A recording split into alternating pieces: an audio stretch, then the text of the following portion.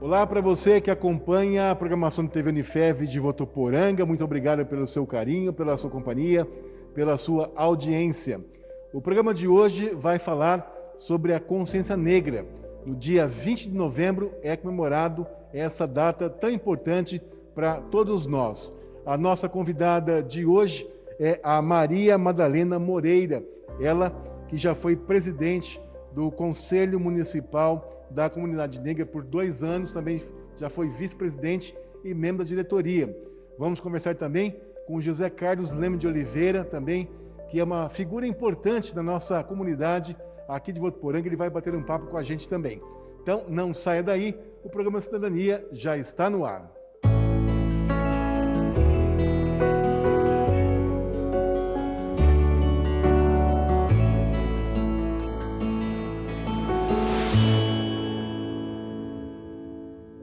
Como dissemos na abertura do programa, hoje vamos falar sobre o Dia da Consciência Negra, comemorado no dia 20 de novembro.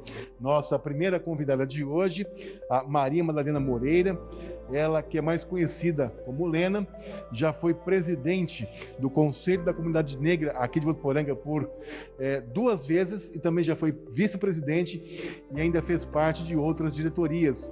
E é com ela que a gente vai conversar agora. Lena, primeiramente, obrigado por você estar participando com a gente no programa de hoje sobre esse tema tão importante para que a gente possa cada vez mais levar essas informações para as pessoas que nos assistem. Muito obrigado. Eu que agradeço o convite em nome da comunidade negra, né? É muito importante esses espaços que são abertos para a gente poder falar, né? Aproveitando o Dia da Consciência Negra, para a gente enfatizar mais essa questão do negro, essa questão racial, né? E toda essa temática do negro que envolve a nossa sociedade. Lena, antes de a gente entrar propriamente no assunto, eu gostaria que você explicasse para as pessoas, por favor. A gente fala muito Dia da Consciência Negra, Dia da Consciência Negra. O que é Dia da Consciência Negra?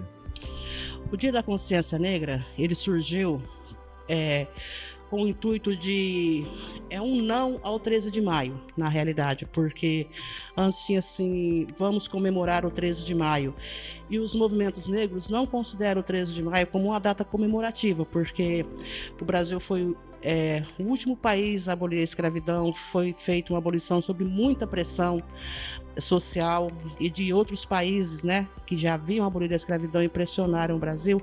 Então foi uma abolição forçada. Então os movimentos entendem que não há o que comemorar.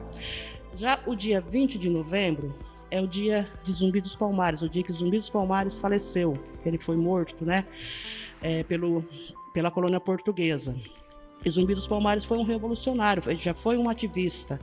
A gente entende que o movimento negro surgiu ali, né? Os primeiros movimentos negros surgiram na época da escravidão, com os levantes, com as rebeliões, com as fugas, com o não à escravidão.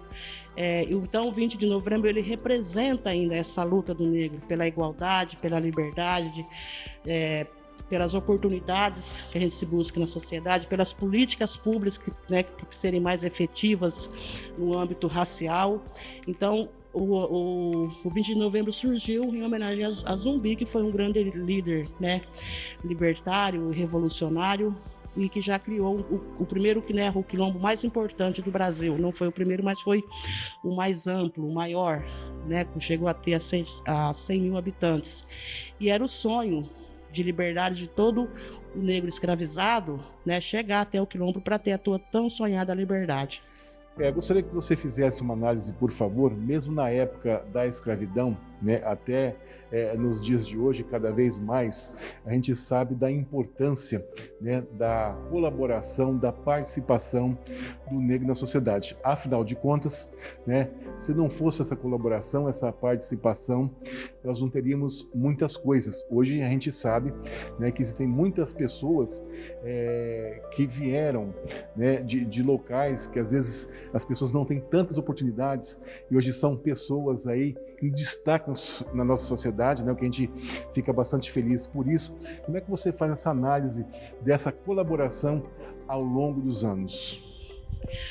Olha, eu vejo a palavra colaboração ainda como deixando a desejar, porque na realidade a economia do Brasil, a estrutura do Brasil, foi forjada sobre o trabalho do negro escravizado, né, sobre o sangue do negro escravizado. Então, foram a economia de 400 anos, né, quando se proclamou a República, o Brasil deixou de ser colônia, terminou a escravidão, o Brasil já era um país pronto, um país formado, que era só dar continuidade. Então, essa participação, vamos dizer assim, entre aspas, porque eu acho que é muito mais que isso, né?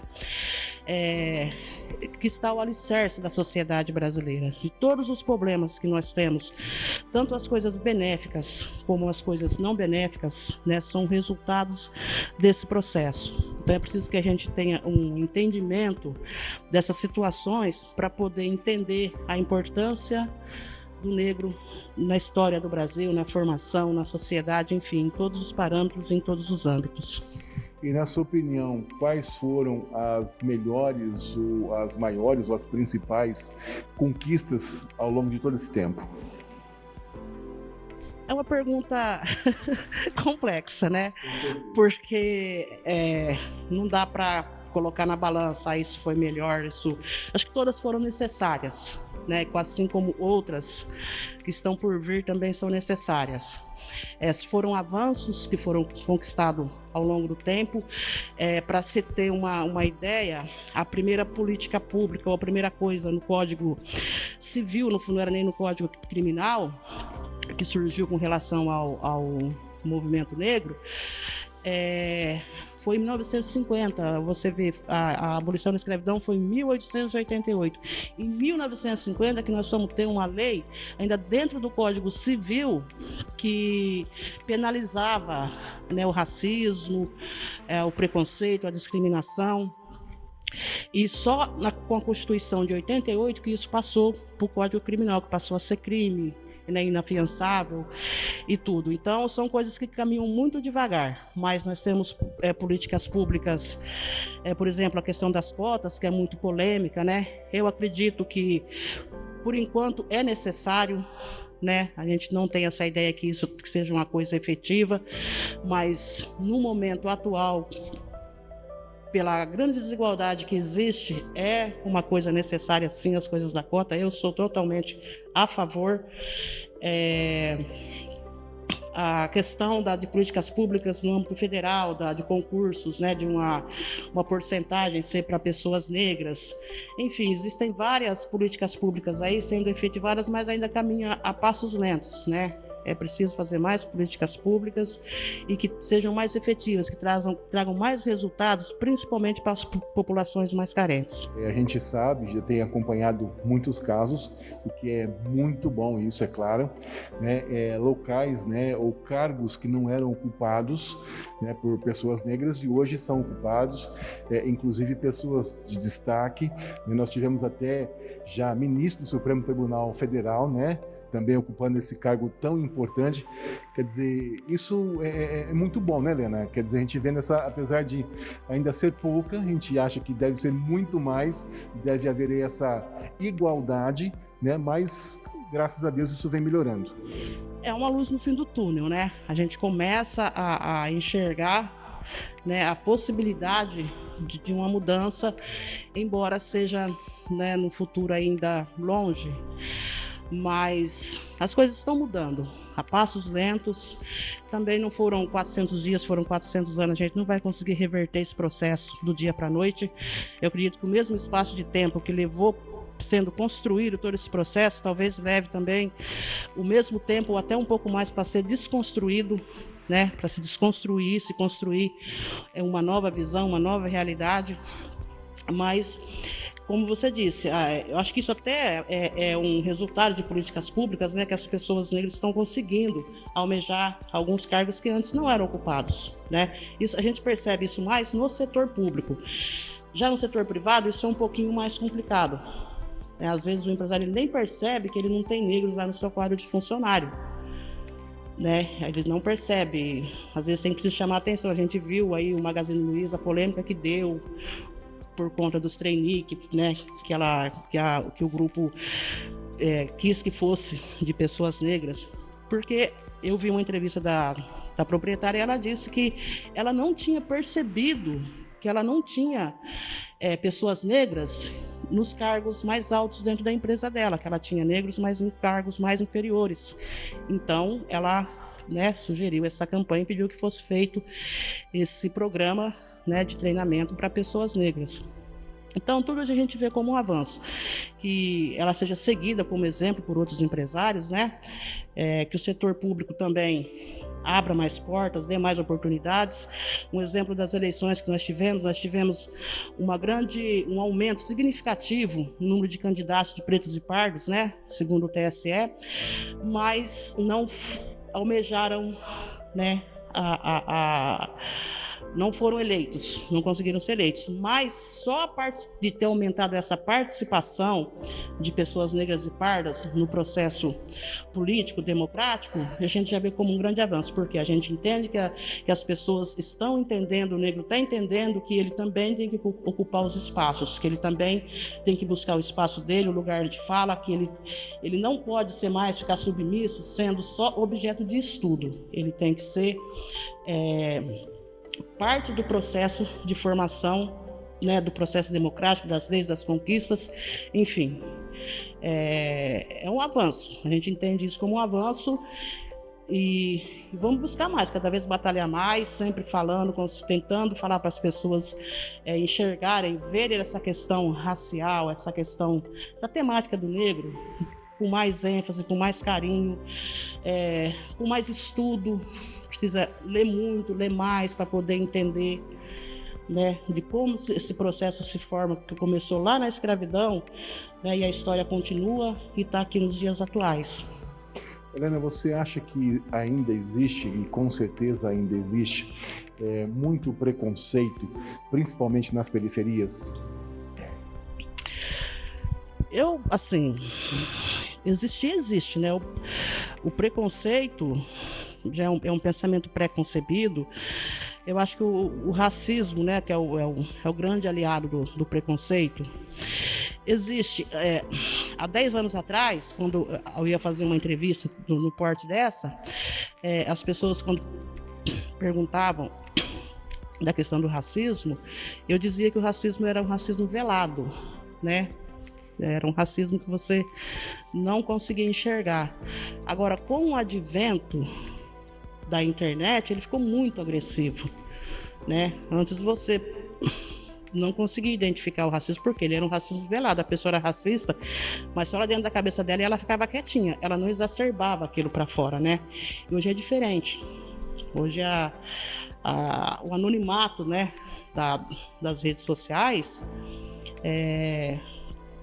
mostrou aí uma faceta das pessoas, né, do preconceito, do racismo, inclusive com pessoas famosas, né? Não é questão só da periferia, a gente acompanha aí pelas mídias várias pessoas famosas no âmbito do esporte, no âmbito da arte, da política, né, sendo xingadas, sendo ofendidas pela internet.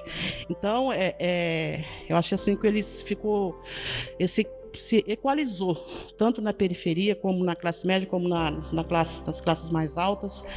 Eu acho que ele tomou corpo, né? Ele se incorporou e existe sim. E como é que você vê aí, né, falando um pouquinho além do Brasil, que nós temos ainda pelo mundo, né, tanta violência, tem esses exemplos que a gente viu esse ano nos Estados Unidos, inclusive com a morte, né, de pessoas que foram aí, né, vítimas, né, de agressões, essas manifestações que estão acontecendo e acontecem com frequência, por exemplo, nos Estados Unidos. Então a gente sabe que isso não acontece só no Brasil, né, que em outras partes do mundo também enfrenta esse mesmo tipo de problema. Como é que você vê isso e essa evolução das pessoas irem para a rua protestarem? Olha, os Estados Unidos, lá a questão do negro é totalmente diferente da do Brasil. Lá eles começam e não param, né? E a gente aqui, o que aconteceu, né, com o caso daquele rapaz lá nos Estados Unidos, acontece todo dia aqui no Brasil, né? E a gente não vê tanta indignação. Coincidiu de quando aconteceu esse episódio lá com esse rapaz nos Estados Unidos, também aconteceu com um menino aqui lá no Rio de Janeiro, acho que João Pedro, Então houve uma manifestação assim mais encorpada, né, e também citando o caso lá dos Estados Unidos.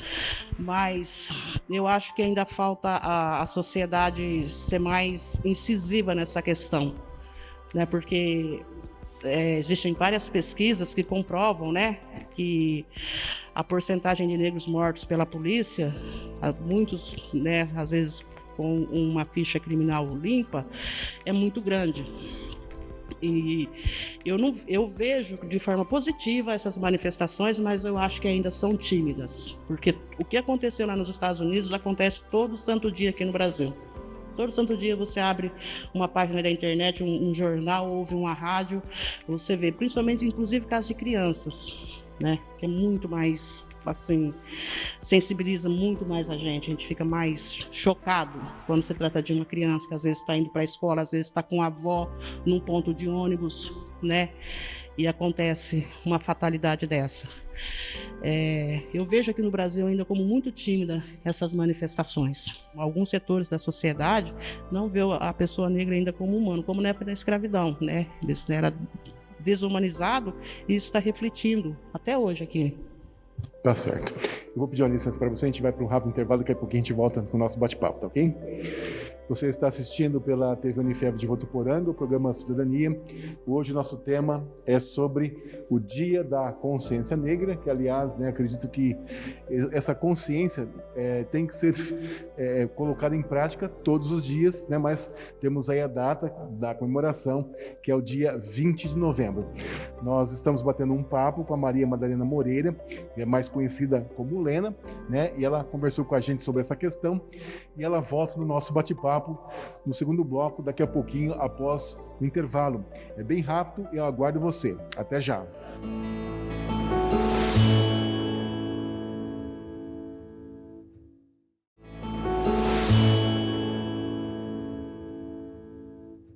Voltamos com o programa Cidadania. Hoje estamos falando sobre o Dia da Consciência Negra. Nosso bate-papo está sendo com a Maria Madalena Moreira, ela que já foi presidente 2 vezes do Conselho Municipal da Comunidade Negra aqui de Votuporanga, também já foi vice-presidente e fez parte de outras diretorias. Bem, Helena, continuando o nosso bate-papo, gostaria que você falasse agora, aproveitando, como eu disse, você que já foi presidente por 2 vezes do Conselho, qual é a importância do Conselho e como é que ele funciona na prática? Olha, o Conselho, ele é um órgão muito importante, né, dentro da sociedade, porque ele é o elo de ligação entre o povo, né, a comunidade e o poder executivo, né, tendo em vista que o Conselho é um órgão ligado diretamente ao executivo. Então, o Conselho, a importância é que o Conselho procure identificar, né, quais são as dificuldades, quais são as mazelas, né, aonde que pode haver uma interferência do poder público para minimizar algumas situações. Então, o Conselho ele tem esse papel, né, de conciliador, né, ele está ali ele ouve, pega daqui da sociedade, dos bairros, dos moradores e leva para o poder executivo, né? E aí, a partir daí, começa a se traçar, né, soluções, políticas, ações voltadas para aquele segmento da sociedade. É um pouco difícil, às vezes, você conseguir chegar em todos os lugares, ter acesso, né, em todas as situações que existem, mas aonde é da competência do Conselho, o Conselho sempre procurou estar presente. E tem algumas, melhor dizendo, algumas conquistas que vocês conseguiram, que você acha importante estar comentando com a gente? Olha, foram várias conquistas, né, ao longo desses 18 anos. A primeira delas era uma queixa, assim, nossa, do Conselho e de vários moradores, que aqui em Votuporanga a gente não tinha nenhuma referência de nenhuma rua, de nenhuma quadra, nada a algum personagem negro ou ao povo negro.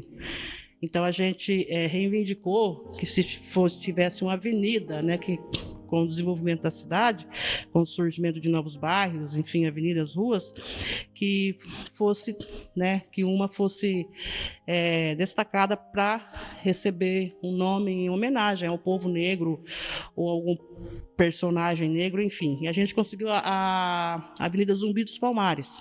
A gente escolheu o Zumbi dos Palmares porque é o personagem mais conhecido, né? Representa muito bem, representa muito bem, por causa do 20 de novembro, por toda a sua história.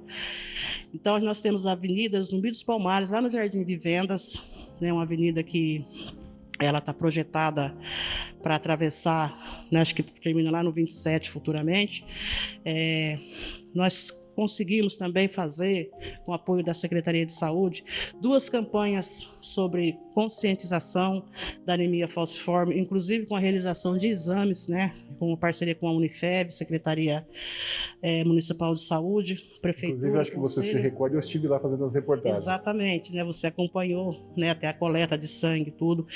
E na primeira campanha, até o grupo aqui de professores e coordenadores da Unifev se assustaram com a quantidade, porque, se eu não me lembro bem, a média nacional era a cada 100 pessoas, 1, né? E aqui em Votuporanga nós tivemos, a cada 100 habitantes, tipo assim, 5, 6 pessoas. Então, a gente viu como positiva, embora não sendo uma notícia boa, mas essas pessoas não sabiam, né? Então, foi uma campanha positiva. Na segunda, como a partir de 2004, já começou a ser feito o exame do pezinho, e o exame do pezinho já é feito, essa detecção. Então, essa última foi um pouquinho mais tímida, mas foi feito as palestras, a conscientização, o que é anemia falciforme, como acontece, a porcentagem, tudo em escolas. E tivemos também a Praça Luiz Gama, que vai ser construída, mas já está denominada como Praça Luiz Gama.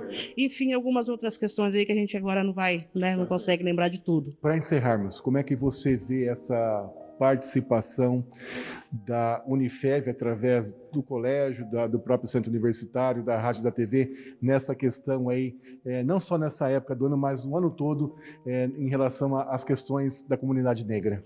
Eu vejo de forma muito positiva. A Unifev sempre foi um grande parceiro do Conselho.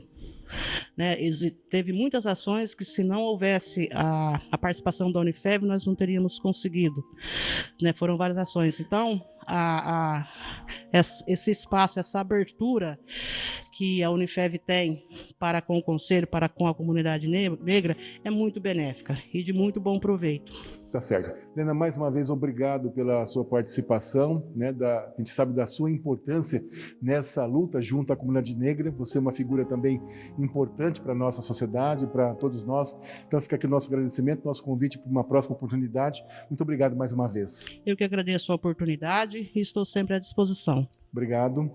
É isso aí, conversamos com a Maria Madalena Moreira, né, conhecida mais como Lena, ela que é ex-presidente e também ex-vice-presidente do Conselho Municipal da Comunidade Negra aqui de Votuporanga. Conversou com a gente sobre esse Dia da Consciência Negra.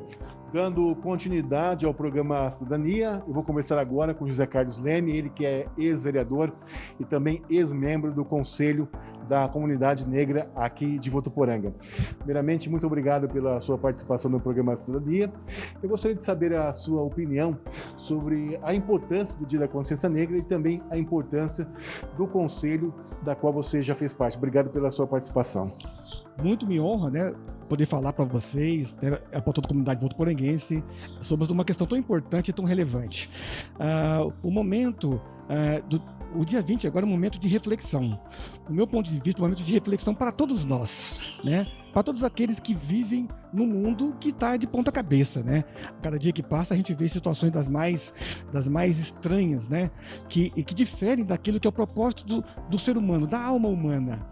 Então, para mim, é um momento de reflexão, de repensarmos a vida, de repensarmos as relações humanas, de repensarmos a convivência com as pessoas, das mais diversas classes sociais, a cor da pele, isso independe. Eu acho que o momento agora é de pensarmos, porque chegamos no limite, né? O mundo chegou no seu limite. Parece que não tem mais para onde cair tudo isso que transborda, né? Aquele sentimento que não é puro, que não é verdadeiro, com o seu semelhante, pela cor da pele, ou pelo tipo do cabelo, por onde mora. E é preciso mudar essa história. Então, esse dia 20 tem esse propósito, né? De levar as pessoas a pensarem: peraí, o que eu estou fazendo para mudar essa situação? Né? O que eu estou fazendo no meu dia a dia, no contato com as pessoas, no trabalho, no comércio, na indústria, em todos os lugares. O que eu estou fazendo? Qual a minha contribuição como ser humano? Qual a minha contribuição? Porque isso é bíblico, né? Nós somos todos um só. Nós somos todos uma comunidade apenas única, né? Então não faz sentido esse tipo de sentimento. As pessoas não nascem com isso no seu coração e na sua alma. Então é preciso e é possível ensinar as pessoas a amarem os seus semelhantes.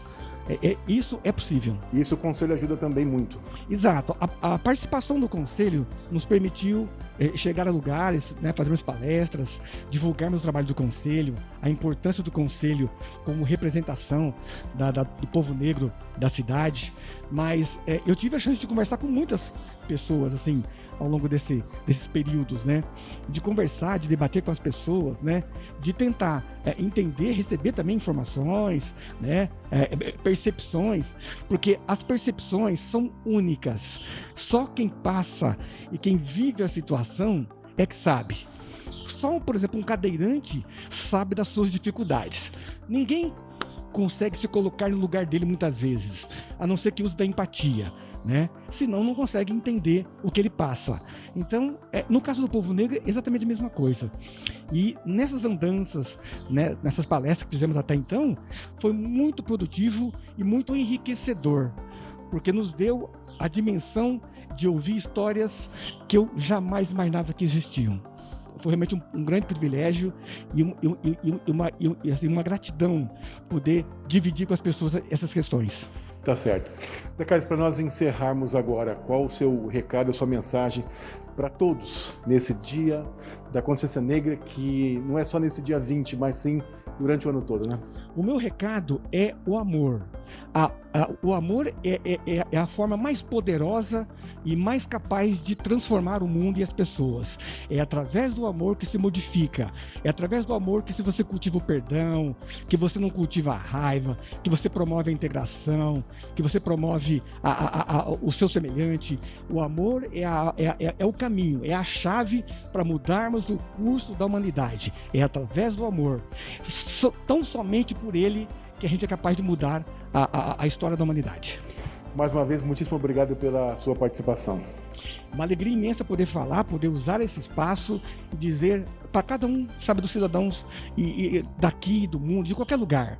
É possível, sim, vivermos em harmonia, independentemente da cor da pele, da classe social, da condição social, se o carro é velho, se o carro é novo, independe. É possível mudarmos, sim. E isso vem de cada um de nós, de dentro de cada um de nós. Muito obrigado mais uma vez.